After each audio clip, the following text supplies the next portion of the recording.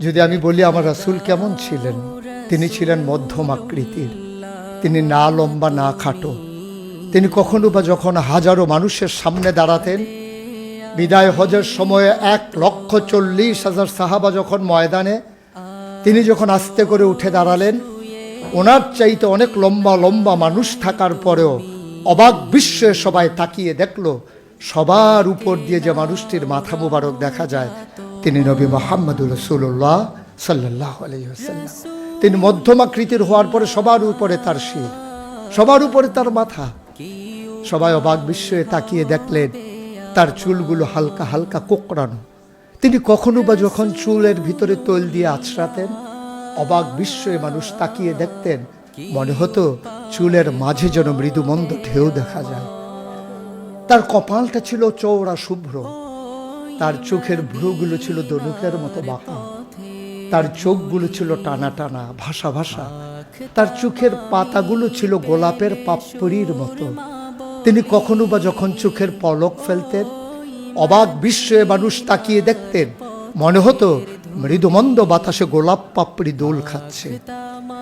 তার চোখের সাদা অংশ ছিল রক্তিমাভ সাদা, কালো অংশ ছিল তার কৃষ্ণ কালো।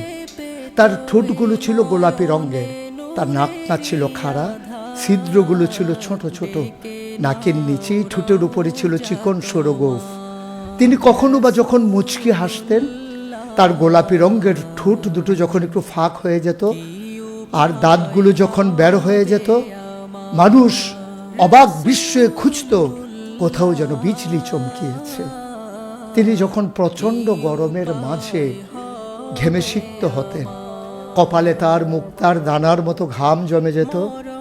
তিনি যখন দৌড়ে দৌড়ে তার বিবিদের ঘরে যেতেন, আমাদের মায়েদের ঘরে, আল্লাহ রাসূল সাল্লাল্লাহু আলাইহি সাল্লাম ঘরে ঢোকার পরে মায়েরা দেখতেন কপালের মাঝে মুক্তার দানার মতো বিন্দু বিন্দু ঘাম জমে আছে।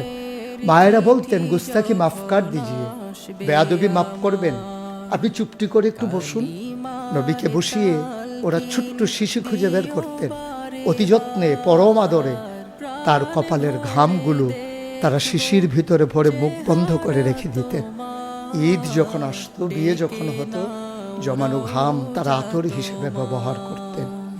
এ নবী তো সে নবী, হেঁটে গেছেন 1 মাস আগে রাত পথ ধরে, যাওয়ার পরে তিনি তো চলেই গেছেন। 1 মাস পরে যখন আবার ওই পথ মারিয়ে কোনো এক সাহাবা যাচ্ছেন, স্থানীয় বাসিন্দা যারা রাস্তার কিনারে যাদের ঘর, তাদেরকে ডেকে বললেন, ভাইরা এ পথ দিয়ে কি আমার নবী হেঁটে গেছে কখনো? বলেছ সে তো 1 মাস আগের কথা, তুমি বুঝলে কেমনে? মুচকি হেসে সাহাবা জবাব দিলেন, হেঁটে গেছেন 1 মাস আগে, কিন্তু আজও সেই পথে নবীর গায়ের জান্নাতি গন্ধ পাওয়া যায়। এ আমার নবী, এ আমাদের নবী, আমাদের গর্ভের নবী। কেন পাঠালেন নবীকে? লাকাদ কানা লাকুম ফি রাসূলিল্লাহি উসওয়াতুন হাসানাহ। তিনি মডেল, তিনি আইডল, তিনি আইকন, তিনি অনুপম আদর্শ, তিনি আমাদের জন্য উসওয়াতুন হাসানাহ। তিনি পথ দেখিয়েছেন কেমন করে একটা ছেলে তার মায়ের কাছে ভালো সন্তান হতে পারে।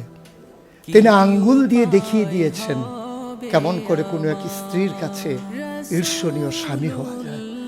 তিনি আচরণ করেছেন মা আয়েশার সাথে এমন যে আচরণ আজও যদি কোনো মেয়েরা করে, তাহলে তার স্বামী হবে তার কাছে সেরা স্বামী। শুধু সেই স্বামী তার স্ত্রীর সাথে সেই ব্যবহার করে। আল্লাহ রাসূল সাল্লাল্লাহু আলাইহি সাল্লাম আদরের নাতি হাসান হুসাইনের সাথে এমনই মধুর ব্যবহার করেছেন।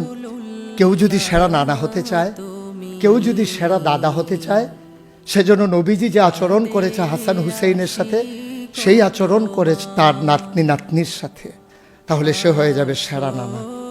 কেউ যদি আদর্শ শিক্ষক হতে চান, কেউ যদি হতে চান উত্তম আদর্শের অনুসারী, তাইলে আল্লাহ রাসূল সাল্লাল্লাহু আলাইহি সাল্লামকে আল্লাহ নিজেই জানিয়ে দিলেন যে আমি তো আপনাকে দান করেছি ইন্নাকা লাআলা খুলুকিন আযীম, আপনি হচ্ছেন উত্তম থেকে উত্তমতর চরিত্রের অধিকারী।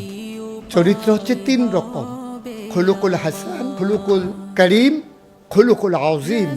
খুলুকুল হাসান মানে হচ্ছে আপনাকে একজন গালি দিয়েছে, আপনি হুবহু সেই গালিটা দিয়েছেন। আপনাকে বলেছে তুমি বদ, আপনি বলেছেন আমি না, তুমি বদ। এটা হচ্ছে হাসান। আপনাকে বলেছে তুমি সাংঘাতিক খারাপ, আপনি চুপ মেরে হেঁটে চলে গেছেন মাথা নিচু করে, আপনি হচ্ছেন খুলুকুল কারিম। আর আপনাকে বলা হলো তুমি খুব খারাপ মানুষ, আপনি চুপ করে তো চলে গেলেনই, মসজিদে গিয়ে আপনি হাত উঠিয়ে দোয়া করছেন মাওলা। সে হয়তো বুঝিনি, সে যদি বুঝতো আমাকে হয়তো বলতো না, তার জন্য উল্টা আপনি দোয়া করে দেবেন। এটাকে বলে খুলুকুল আযীম, যেটা ইন্নাকা লা আলা খুলুকিন আযীম। আল্লাহ বলছেন, ও নবী, আমি হলাম সর্বোত্তম মর্যাদার অধিকারী, আর আপনি হচ্ছেন সর্বোত্তম চরিত্রের অধিকারী। সুতরাং যার কোনো তুলনা হয় না।